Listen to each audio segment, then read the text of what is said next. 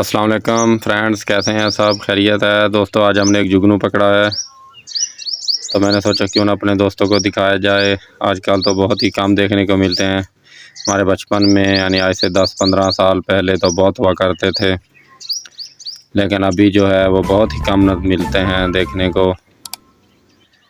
तो ये एक जुगनू रात हमारे बागीचे में आया हुआ था, तो मैंने इसको पकड़कर इसकी वीडियो बनाई। तो मैंने सोचा अपने दोस्तों को भी दिखाऊं अल्लाह पाक की कुदरत का शाहकार, किस तरह उसके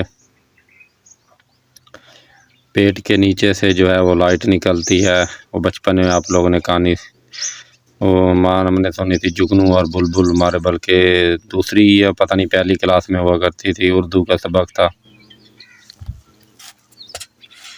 तो मैंने सोचा अपने दोस्तों को भी जुगनू दिखाते हैं किस तरह से इसकी लाइट जलती है। ये देखें,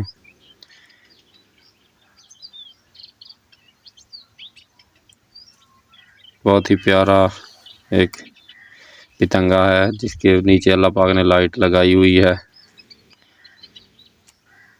तो मेरी वीडियो को लाइक और शेयर करिए, मेरे चैनल को सब्सक्राइब कर दीजिए, बहुत ही मेहरबानी होगी।